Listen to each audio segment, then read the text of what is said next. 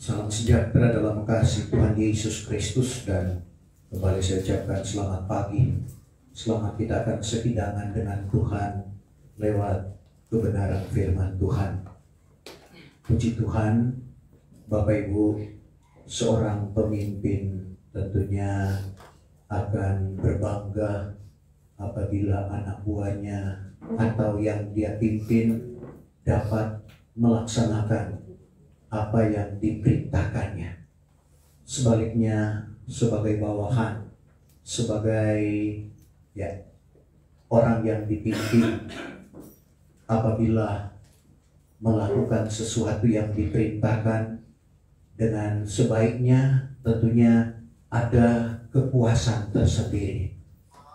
Bapak Ibu Saudara yang terkasih di dalam Tuhan, Tuhan memerintahkan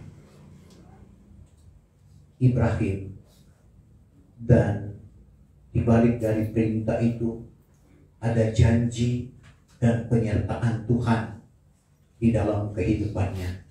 Kadangkala orang tua juga memberikan janji kepada anak-anak, kau belajar sungguh-sungguh, kau dapat ranking, dapat hadiah. Dan kita perhatikan apa yang terjadi di dalam kehidupan Ibrahim. Untuk itu kita akan baca firman Tuhan dalam Kejadian pasalnya yang ke-12, mulai ayat 1 sampai ayat yang ke-3. Dan untuk menghormati pembacaan firman Tuhan, saya jemput Bapak Ibu Saudara sekalian bangkit berdiri. Saya akan baca dalam Alkitab terjemahan lama. Kejadian 12 ayat 1. Sebermula maka Tuhan telah berfirman kepada Abram demikian. Keluarlah engkau dari negerimu dan daripada kaum keluargamu dan dari dalam rumah bapamu. Pergilah ke negeri yang akan kutunjuk kepadamu kelak. Maka aku akan menjadikan dikau satu bangsa yang besar, dan aku akan memberkati engkau dan membesarkan namamu. Maka hendaklah engkau menjadi satu berkat. Maka aku akan memberi berkat kepada barang siapa yang memberkati akan dikau, dan aku akan memberi laknat kepada barang siapa yang melaknatkan dikau. Maka dari dalammu juga segala bangsa yang di atas bumi akan beroleh berkat. Terima kasih. Puji Tuhan. Silakan duduk. Sekali lagi, ini adalah perintah yang disertai janji dan jaminan Tuhan.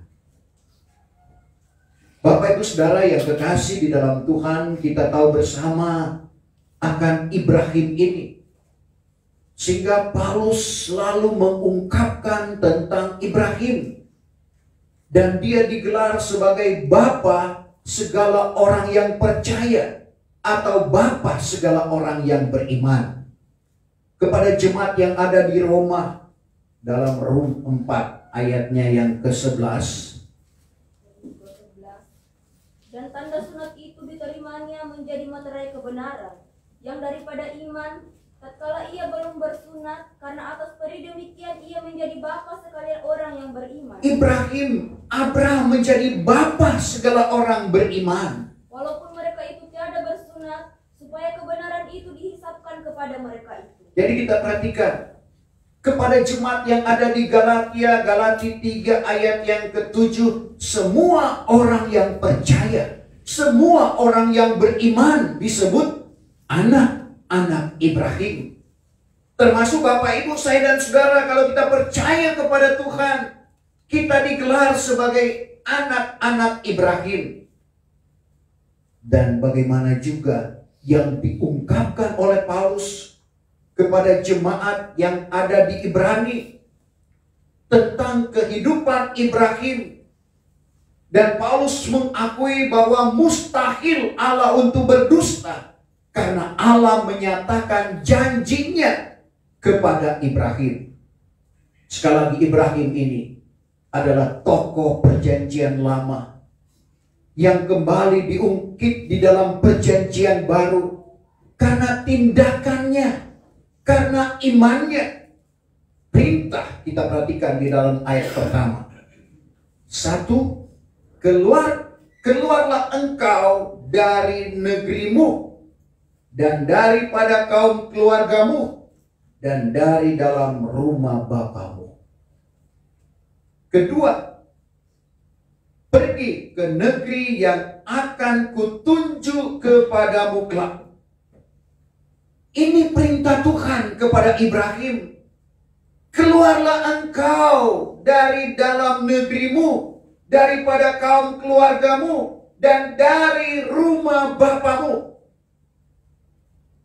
Dan Tuhan katakan, pergi ke negeri yang akan kutunjuk. Tuhan belum bilang di mana. Tapi Tuhan suruh dan perintahkan Ibrahim untuk keluar dari negerinya.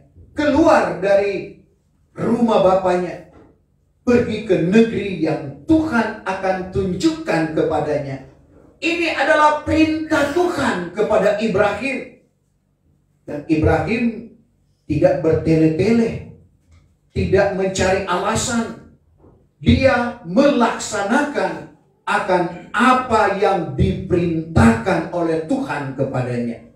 Demikian juga dengan kita, Bapak Ibu Saudara. Karena berbeda dengan Yunus Tuhan perintahkan pergi ke Niniwe. Tapi sebaliknya dia lari ke Tarsis. Yang mengakibatkan dia merugikan orang banyak dan merugikan diri sendiri. Artinya, kalau kita tidak mengikuti apa yang diperintahkan, apa yang difirmankan oleh Tuhan di dalam kehidupan kita, kita akan merugikan diri kita sendiri, bahkan merugikan orang banyak. Karena barang-barang yang ada di kapal pada waktu itu yang ditumpangi oleh Yunus dibuang ke laut untuk keselamatan orang-orang yang ada di kapal itu. Ternyata gelombang terus menerpa kapal itu, akhirnya dibuang undi. Yunus lah yang kena, dia dibuang ke dalam laut. Akhirnya ikan raya, ikan besar, tidak disebut nama ikan itu, menelan Yunus dan kembali dia dimuntahkan dan akhirnya dia menjalankan apa yang diperintahkan oleh Tuhan. Tuhan tidak pernah gagal. Kalau dia tidak ganti orang lain, dia tetap pakai orang yang ditetapkan oleh Tuhan. Meskipun Yunus melakukan kesalahan, coba-coba mau lari dari kenyataan dengan alasannya tersendiri tentunya. Tapi sekali lagi Tuhan tidak pernah gagal. Ayub 42 ayat 2. Kita manusia bisa gagal. Ayub 42 ayat yang kedua. Kuketahuilah bahwa Engkau juga berkuasa atas semesta alam sekalian. Tuhan berkuasa atas semesta alam sekalian. Dan daripada segala maksudmu, daripada segala maksud Tuhan, satu pun tiada yang dapat satu pun tiada yang dapat dibatalkan, dibatalkan. termasuk maksud Tuhan terhadap orang-orang Niniwe. Yunus tidak dapat membatalkan dan dapat menggagalkan itu. Tuhan banyak cara. Seperti yang saya katakan tadi, syukur Tuhan tidak ganti dengan orang lain, tapi Tuhan masih tetapkan dia untuk menyampaikan apa yang dinubuatkan kepada orang-orang Niniwe, yang membuat orang Niniwe bertobat. Serentak diperintahkan oleh raja kepada masyarakat yang ada. Bahkan binatang-binatang pun diikut sertakan berpuasa. Tindakan ini mengubah keputusan Tuhan.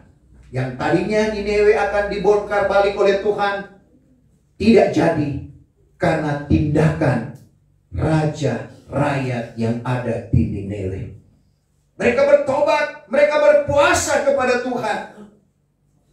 Dan kita perhatikan akan Ibrahim. Jadi berbeda dengan Yunus. Ibrahim melakukan apa yang diperintahkan oleh Tuhan kepadanya. Dan janji Tuhan yang disertai penyertaan Tuhan di dalam kehidupannya. Karena tindakan dari Ibrahim, maka kita perhatikan ayat 2. Maka aku akan menjadikan dikau satu bangsa yang besar. Satu hal yang luar biasa Tuhan janjikan kepada Ibrahim, dan ini kembali diungkap oleh Paulus. Bagaimana janji Tuhan yang Tuhan ungkapkan kepada Ibrahim yang sebenarnya sudah mustahil bagi manusia. Tetapi kembali sekali lagi Paulus ungkapkan itu di dalam Roma pasal 4 ayat yang ke-18 sampai ayatnya yang ke-21. 18. Karena tak kala Ibrahim sudah hilang pengharapan, Tatkala Ibrahim sudah hilang pengharapan, maka ia sudah harap juga dengan iman, tapi dengan iman dia harap kepada Tuhan. yang ia menjadi bapa kepada beberapa banyak bangsa, Karena dijanjikan dia akan menjadi bapa kepada beberapa bangsa. sebagaimana yang difirmankan, bahwa demikianlah akan jadi benihmu kelak. Terus Dan dengan tiada lemah di dalam imannya, tidak lemah di dalam imannya. ia tampak dirinya sendiri seperti sudah mati, Dia anggap dirinya sudah mati karena karena umurnya sekira-kira 100 tahun, usianya sudah 100 tahun. dan kandungan Sarah pun sudah mati. Jadi istrinya tidak mungkin lagi akan mengandung dan melahirkan. Tetapi sebab ingat akan perjanjian Allah yang tiadalah ia, Tapi Ibrahim ingat akan perjanjian Allah. yang tiada ia bimbang dengan tiada iman, melainkan ia makin dikuatkan oleh imannya Makin dikuatkan oleh imannya dengan mempermuliakan Allah. dengan mempermuliakan Allah. Jadi kita perhatikan, karena janji Tuhan tidak seperti janji manusia. Sehingga bilangan 23 ayat yang ke-9, Allah tidak seperti manusia yang berdusta. Allah tidak seperti anak manusia yang bersesalan adanya. Masakan ia berfirman lalu tidak mengadakannya? Masakan ia berfirman lalu tidak menyampaikannya? Sekali lagi, Allah tidak mungkin untuk berdusta. Allah mustahil untuk berdusta. Itulah yang dikatakan oleh Paulus kepada jemaat yang ada di Ibrani tentang Ibrahim lagi. Dengan dua perjanjian dikatakan Ibrani 6 ayat 18. Ibrani 6 ayat 18. Supaya dengan sebab dua perkara yang tetap itu, Dua perkara yang tetap itu, yang di dalamnya mustahil bagi Allah berdusta, sampai di situ, yang mustahil bagi Allah untuk berdusta. Apa itu? Ayat sebelumnya, ayat 14 kalau tidak salah. Dua perjanjian itu. 14. Sambil berfirman, dengan sesungguhnya aku akan memberkati engkau dengan sebesar-besar berkat. Aku akan memberkati engkau dengan sebesar-besar berkat. Satu. Dan memperbanyakkan engkau berganda-ganda. Dua.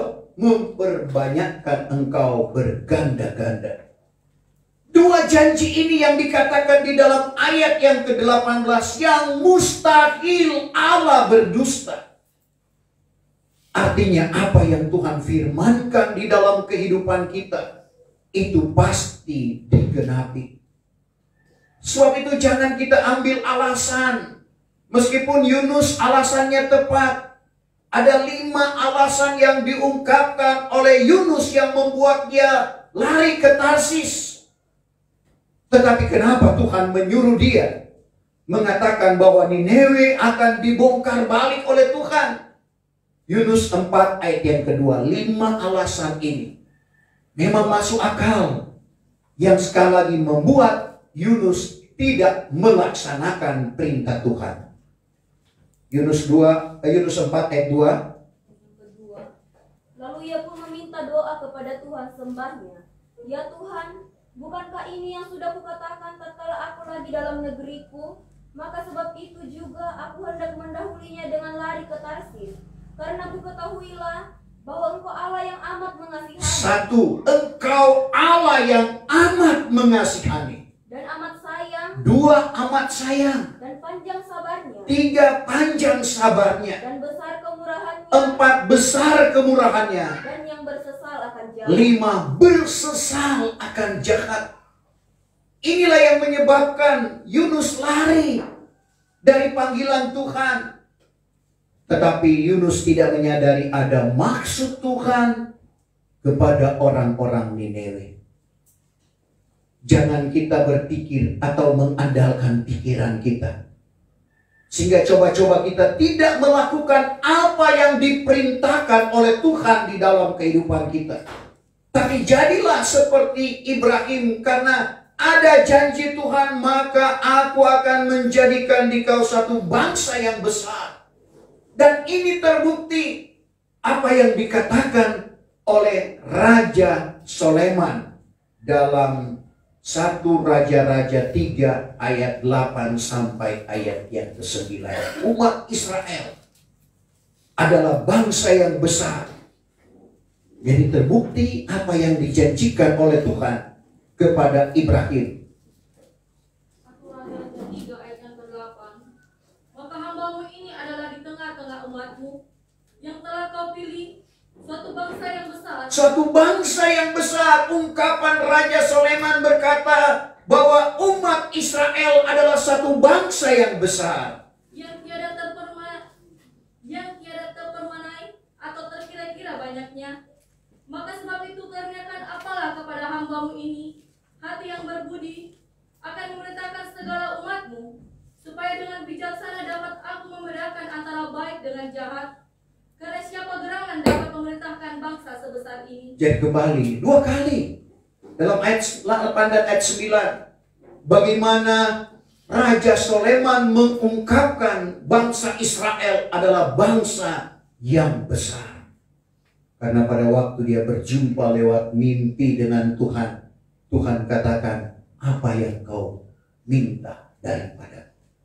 Ternyata dia minta hikmat dan pengetahuan untuk memimpin bangsa yang besar. Jadi kita lihat bukti janji Tuhan kepada Ibrahim dalam ayat yang kedua. Maka aku akan menjadikan dikau satu bangsa yang besar. Dan yang kedua, aku akan memberkati engkau. Jadi kita perhatikan janji Tuhan akan memberkati. Sebagaimana Tuhan memberkati dia, kita perhatikan mulai dari anak-anaknya juga, yaitu Ishak, diberkati oleh Tuhan dalam Kejadian 26 sampai Kejadian 26 ayat 24 saja. Kejadian 26 ayat 4.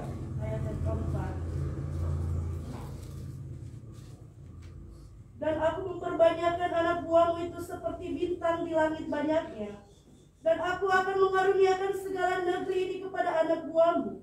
Maka segala bangsa di atas bumi itu akan diberkati dalam benihmu itu. Akan diberkati. Ini janji Tuhan. Jadi kita perhatikan dikatakan dalam bagian yang kedua, aku akan memberkati engkau. Dan Tuhan menyatakan janjinya. Bagaimana umat Israel diberkati oleh Tuhan dengan pengetahuan yang ada. Meskipun kita perhatikan dalam pengetahuan firman Tuhan, mereka boleh dikatakan bodoh, umatku dibinasakan karena tiada berpengetahuan. Tapi untuk pengetahuan sekuler, gurun dia jadikan suatu tempat yang hijau, menghasilkan buah-buah dan sayuran. Luar biasa. Saya perhatikan dan baca di YouTube bagaimana orang-orang Israel dengan kepandaiannya dapat mengolah, saudara, tanah yang tidak subur menjadi tanah yang subur. Karena memang janji Tuhan di dalam kehidupan mereka, wujud Tuhan. Bahwa Tuhan berjanji tidak seperti manusia yang berdusta adanya. Dan kita lihat bagaimana janji Tuhan itu sekali lagi. Aku akan menjadikan dikau satu bangsa yang besar. Dan aku akan memberkati engkau. Selanjutnya, membesarkan namamu. Sampai sekarang, dalam perjanjian baru, Ibrahim namanya dibesarkan. Paulus apalagi banyak kali mengungkapkan tentang kehidupan Ibrahim yang disebut sebagai bapa segala orang yang beriman. Bukankah satu hal yang besar? Semua orang yang percaya di seantero jagat ini disebut sebagai anak-anak Ibrahim. Bukankah satu nama yang besar? Jelasnya kita baca Galatia 3 ayatnya yang ke-7. Galatia 3:7. Sebab itu, hendaklah kamu mengetahui bahwa segala orang yang beriman itulah anak-anak Segala Ibrahim. orang yang beriman. Salinan baru, segala orang yang percaya disebut sebagai anak-anak Ibrahim. Berapa miliar orang yang percaya di seantero jagat ini, dan semua disebut anak Ibrahim. Bukankah satu nama yang besar? Dan ini adalah janji Tuhan di dalam kehidupannya. Dan selanjutnya, membesarkan namamu, maka hendaklah engkau menjadi satu berkat. Dan Tuhan menginginkan Ibrahim menjadi berkat karena kepatuhannya kepada Tuhan, sehingga benar-benar dia menjadi berkat. Dan ini juga yang diinginkan oleh Paulus kepada jemaat yang ada di Korintus.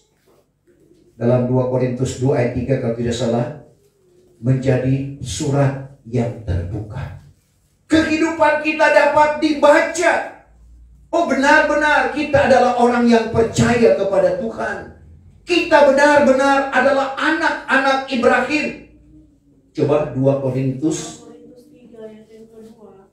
Bahkan kamulah surat kiriman kami, Surat kiriman kami yang tertulis di dalam hati kami, dan yang dikenal dan dibaca oleh orang sekalian. dikenal dan dibaca oleh orang sekalian. Makanya telah kamu menjadi surat Kristus yang ditulis oleh kami, tertulis bukannya dengan dawat, melainkan dengan roh Allah yang hidup, bukannya di atas roh batu, melainkan pada roh, yaitu hati manusia. Jadi kita menjadi surat yang terbuka yang dapat dibaca. Artinya kehidupan kita dilihat oleh orang lain, dapat dibaca bahwa benar-benar kita adalah anak-anak Ibrahim.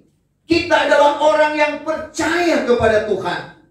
Meskipun tidak semua, saudara, karena Paulus katakan kepada orang-orang yang akan dibinasakan, kita berbau maut, berbau mati. Tetapi kepada orang yang diselamatkan, kita berbau hayat atau berbau hidup. Jadi kita perhatikan, memang kalau ada yang tidak suka ya wajar. Sekali lagi, karena sekali lagi orang-orang yang percaya kepada Tuhan itu berbau hidup. Coba kita baca 2 Korintus 2 ayat ke-15. Karena kami menjadi suatu bau harum Kristus kepada Allah di antara segala orang yang akan diselamatkan. Bau harum Kristus kepada orang-orang yang akan diselamatkan. Dan yang akan dibinasakan, yaitu kepada orang yang akan dibinasakan, menjadi suatu bau maut menuju mati. Tetapi kepada orang yang akan diselamatkan, suatu bau hayat menuju hidup. Siapakah yang lengkap bagi hal yang demikian? Jadi kita perhatikan, kepada orang yang akan dibinasakan kita berbau maut, berbau mati, berarti dianggap kita berbau busuk. Tidak heran Bapak Ibu Saudara, itu kepada orang-orang yang akan dibinasakan. Tetapi kalau kepada orang yang akan diselamatkan, kita berbau hayat, berbau hidup. Inilah firman Tuhan. Sehingga Bapak Ibu Saudara, jadi pengalaman kami bertamu di sidang jemaat, berlaku itu istilah karena orang terpilih disingkatkan masanya. Ini berlaku kepada ayam yang masih mau hidup sebenarnya, tapi karena ada tamu hamba Tuhan, disingkatkan masanya. Sama juga itu, dia masih mau hidup sebenarnya, tapi karena orang pilihan disingkatkan masa, dia tidak sayang karena berbau hidup. Berbau harum tentunya. Tidak segan-segan. Karena dia tahu pengorbanannya tidak sia-sia. Melayani hamba Tuhan bukan karena saya hamba Tuhan, Bapak Ibu Saudara. Tadi saya nonton di YouTube tentang siapa? Daud Tony itu yang pernah bekas dukun santet. Dia katakan, kenapa di bank santet apapun tidak dapat mengambil uang yang ada di bank? Ada yang katakan karena tersusun rapi.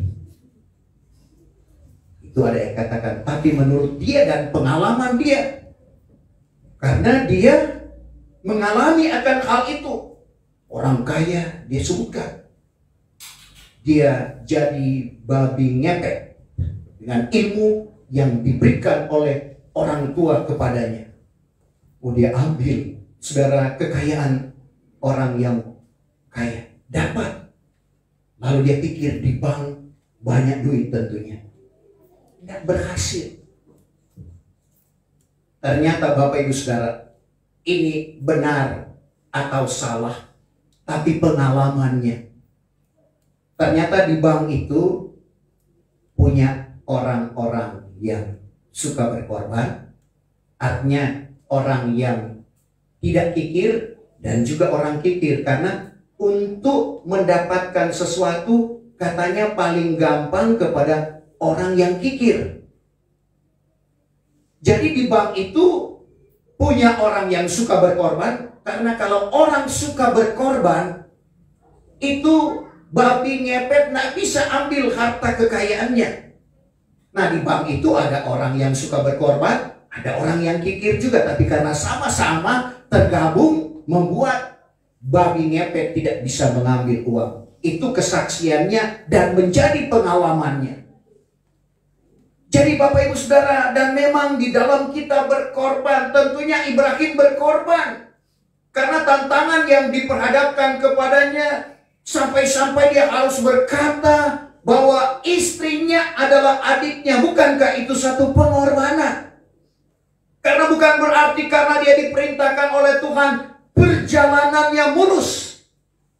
Masih di Mesir, Bapak Ibu Saudara, dia diperhadapkan dengan Raja Mesir, Firaun. Nah, raja pada waktu itu tidak bisa lihat perempuan cantik, langsung diambil. Dan itu yang terjadi, Bapak Ibu Saudara. Sehingga untuk menyelamatkan dirinya, sekongkolah Ibrahim mengatakan kepada istrinya, katakan kau adalah istrinya, istriku. Dan betul, dia dibawa ke istana, tapi Tuhan yang melindungi. Tuhan tidak membiarkan orang-orang yang diutus oleh Tuhan, yang melakukan perintah Tuhan, disemena-menakan oleh orang yang tidak percaya kepada Tuhan. Begitu juga di Gerar, Raja Abimelek, Tuhan datangkan satu bencana di dalam istananya. Dan dia tidak mengapakan akan Sarah, istri daripada Ibrahim. Itulah bukti penyertaan Tuhan. Bukan hanya sekedar janji yang Tuhan katakan kepada Ibrahim, tapi Tuhan menyertai akan dia. Demikian juga dengan Tuhan Yesus. Pada waktu dia menyampaikan komandonya, sebelum dia menyampaikan komandonya, dia berkata bahwa segala kuasa di langit, di bumi diberikan kepadanya. Lalu komandonya, pergilah kamu, jadikanlah sekalian bangsa itu muridku. Di akhir dari komando Tuhan Yesus, aku menyertai kamu sampai pada kesudahan alam. Coba kita baca Matius 28 ayat 18 sampai 20.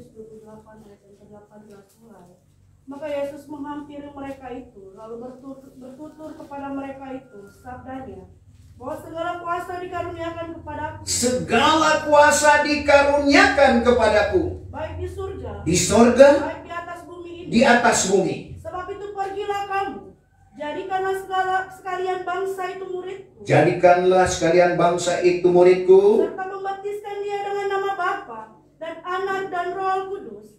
Dan mengajar dia menurut segala sesuatu yang aku pesan kepadamu. Maka ketahuilah olehmu ketahuilah olehmu, aku ini beserta dengan kamu senantiasa, aku ini beserta dengan kamu senantiasa, hingga kepada kesudahan alam. sehingga sampai kepada kesudahan Allah. Tidak perlu kita takut Bapak Ibu Saudara, kalau Tuhan yang menyertai akan kehidupan kita. Kita akan lihat pembelaan Tuhan seperti Ibrahim. Karena Tuhan yang suruh dia, Tuhan yang menyertai akan kehidupannya. Meskipun dia diperhadapkan dengan dilema seperti yang saya katakan tadi. Dan itu diungkapkan dalam Kejadian pasal yang ke-12, mulai ayat yang ke-11 sampai ayatnya yang ke-17. Tapi baca saja ayat 17, apa yang terjadi? Kejadian 12 ayat yang ke-17. Maka didatangkan Allah beberapa bela yang besar atas Firaun dan atas isi istananya pun, karena sebab Sarai istri Abram itu. Maka didatangkan Allah beberapa bala yang besar atas Firaun dan atas isi istananya pun, karena sebab Sarai istri Abraham itu. Tuhan datangkan bala sebagai pembelaan, sebagai penyertaan Tuhan di dalam kehidupannya, sehingga Sarai tidak dipengapakan oleh Firaun. Demikian juga di dalam pasalnya yang ke-20, kita perhatikan mulai ayat 1. Kejadian 20. Kejadian 20 ayat yang pertama. Sebermula, maka Ibrahim pun berangkatlah dari sana, lalu berjalan ke sebelah selatan. Maka diamlah ia di antara negeri Kades dengan negeri Syur, serta menumpanglah ia seperti seorang dagang di negeri Gerar. Maka dikatakan Ibrahim akan Sarah istrinya itu, ialah saudaranya. Maka oleh Abimelek raja Gerar itu disuruhkan orang mengambil Sarah. Tetapi datanglah Allah kepada Abimelek dalam mimpi pada malam, firman-Nya kepadanya, bahwa sesungguhnya engkau akan mati kelak, karena sebab perempuan yang telah kau ambil itu, yaitu bini orang. Akan tetapi Abimelek belum lagi bersetubuh dengan dia, sebab itu sembahnya, ya Tuhan, masakan Tuhan membunuh suatu bangsa yang tiada bersalah? Bukankah Ibrahim sendiri telah berkata kepadaku begini, perempuan ini saudaraku, dan perempuan itu pun sendiri telah berkata demikian, orang laki-laki ini saudaraku. Maka dengan tulus hatiku dan dengan sesuci-suci tanganku juga telah kuperbuat itu. 6. Maka firman Allah kepadanya dalam mimpi, ya, ku ketahui bahwa dengan tulus hatimu juga telah kau perbuat itu. Dan lagi telah ku tegahkan di kau daripada berbuat dosa akan daku. Maka sebab itu tiada kubiarkan engkau menjamah akan perempuan itu. Sampai di situ. Jadi Tuhan datangkan mimpi kepada Abimelek yang membuat dia tidak pengapakan akan istri dari Ibrahim. Satu hal yang luar biasa. Dan kita perhatikan bagaimana Ibrahim ini setelah melalui proses dan dia menerima apa yang dijanjikan oleh Tuhan, di mana istrinya mengandung dan melahirkan, yaitu Ishak sebagai anak yang dikasihi oleh Ibrahim. Tapi Tuhan uji lagi dia. Tuhan minta, ambillah olehmu anakmu yang tunggal, yaitu Ishak yang kau kasihi. Bertubi-tubi ujian datang kepada Ibrahim. Tapi hal yang luar biasa, setiap perintah Tuhan yang Tuhan katakan kepadanya, dia laksanakan. Yang sebenarnya dia bisa tawar-menawar dengan Tuhan. Tuhan, bukankah janjimu melalui benikku akan menjadi suatu bangsa yang besar? Tetapi kenapa sudah memperoleh apa yang engkau janjikan, engkau lagi masih mau minta untuk dipersembahkan kepada Tuhan? Kejadian 22 ayat 1. Kejadian 22. Ayat yang pertama, kata, maka pada sekali peristiwa, yaitu kemudian daripada segala perkara yang tersebut itu, maka dicobai Allah akan Ibrahim, firman-Nya kepadanya, hai Ibrahim, Hai Ibrahim. maka sembahnya Yesaya Tuhan. Lalu firman Tuhan, ambillah olehmu akan anakmu yang tunggal itu, Ambillah olehmu akan anakmu yang tunggal itu, yaitu Ishak yang kau kasihi. yaitu Ishak yang kau kasihi. Bawalah akan dia ke tanah Moria, dan persembahkanlah dia di sana akan korban bakaran di atas sebuah bukit yang akan kutunjuk kepadamu kelak. Maka bangunlah Ibrahim pagi-pagi hari, dipelanakannya keledainya, lalu dibawanya sertanya akan 2 orang hambanya, dan akan Ishak anaknya pun, dan dipelahnya kayu akan korban bakaran. Lalu berangkatlah ia berjalan ke tempat yang telah dikatakan Allah kepadanya. Maka pada hari yang ketiga, Ibrahim pun mengangkatlah matanya, lalu dilihatnya tempat itu dari jauh. Maka kata Ibrahim kepada hambanya, tinggallah kamu serta dengan keledai itu di sini. Maka aku dan budak ini hendak ke sana. Setelah sudah kami meminta doa, maka kami akan kembali kepadamu. Terus Maka oleh Ibrahim diambilnya akan kayu korban bakaran itu, ditanggungkannya kepada Ishak anaknya, dan pada tangannya sendiri dipegangnya sepotong api dan sebelah pisau. Lalu berjalanlah keduanya bersama-sama. Maka kata Ishak kepada Ibrahim bapaknya, kata Ishak anak tunggal Ibrahim kepada bapaknya, ya bapakku. ya bapakku. Maka sahut Ibrahim, ada apa hai anakku? Maka kata Ishak, tengok, inilah apinya dan kayunya. Api kayu bakar sudah ada. Tetapi di manakah anak kambingnya yang hendak dibuat korban bakaran itu? Di mana anak kambing yang akan dikorbankan kepada Tuhan? Maka sahut Ibrahim, hai anakku, Allah juga yang akan mengadakan bagi dirinya. Sampai di situ Allah juga yang mengadakan jawaban Ibrahim kepada anaknya. Tanpa sepengetahuan Ishak bahwa yang akan dikorbankan, yang akan dipersembahkan adalah dirinya sendiri. Tapi di sini juga berlaku firman Tuhan. Dengan perkataan engkau dibenarkan, dengan perkataan engkau disalahkan. Matius 12 ayat 37.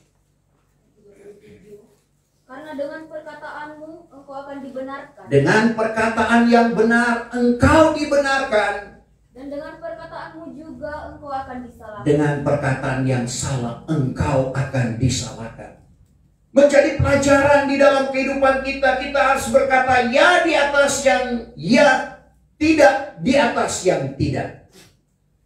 Dulu anak-anak saya masih kecil, untuk meyakinkan apakah benar atau tidak yang dia lakukan, dia juga pintar. Ya di atas ya, ya di atas. Dia cuma bilang ya di atas, nah, ya di atas ya. Jadi ya di atas ya, tidak di atas yang tidak. Harus berkata, bukan sumpah, karena kita dilarang untuk bersumpah. Berkata benar. Dengan perkataan Ibrahim, Tuhan benarkan bahwa Tuhan sudah mengadakan, Tuhan sudah menyediakan. Ibrahim juga tidak menyangka akan hal itu. Di mana setelah dia mau mengacungkan tangan untuk mengorbankan Ishak, setelah diikat, tangan malaikat memegang, menggagalkan apa yang akan dia lakukan. Dan Tuhan menyaksikan bahwa Ibrahim lebih mengasihi Tuhan daripada apa yang dia kasihi. Itu kenyataan Bapak Ibu Saudara. Luar biasa kasih Ibrahim terhadap Allahnya. Dia tidak sayangkan anak yang dikatakan Tuhan sendiri, Ishak yang kau kasihi. Karena permintaan Tuhan dia lakukan. Dan sekali lagi, luar biasa, Tuhan membuktikan bahwa Ibrahim sangat mengasihi Tuhan dan patuh kepada apa yang dikatakan oleh Tuhan kepadanya. Dan benar-benar Tuhan memberkati akan kehidupannya. Yang kelima ayat 3. Maka aku akan memberi berkat kepada barang siapa yang memberkati dikau.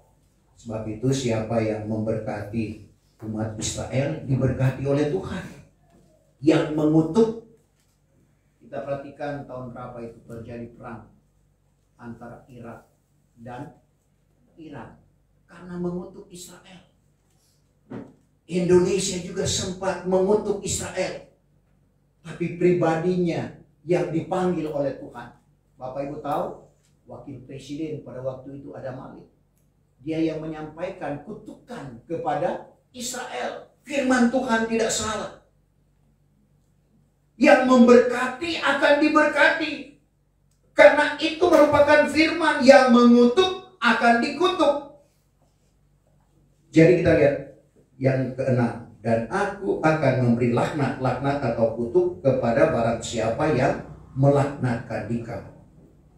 Maka dari dalam benihmu juga segala bangsa yang di atas bumi akan beroleh berkat. Orang pandai di Rusia, keturunan Israel. Orang pandai di Amerika, keturunan Israel. Tidak salah. Dikatakan sekali lagi dalam pesan Tuhan selanjutnya, maka dari dalammu juga segala bangsa yang di atas bumi akan beroleh berkat. Jadi kita perhatikan, inilah perintah yang disertai janji dan jaminan Tuhan. Tuhan memerintahkan kita lakukan firman Tuhan karena ada janji. Kalau kita melakukan firman Tuhan, kita akan memerintah dalam 1000 tahun masa damai. Bahkan dalam bumi baru, langit baru, selama-lamanya. Berarti ada 2 periode di mana kita akan memerintah bersama-sama dengan Tuhan. Periode pertama, 1000 tahun. Oh, luar biasa lamanya. 5 tahun satu periode, orang berkorban. Miliaran. Belum tentu lagi terpilih. Tapi kita jelas janji Tuhan dalam Wahyu 20 ayat yang ke-6 itu 1000 tahun.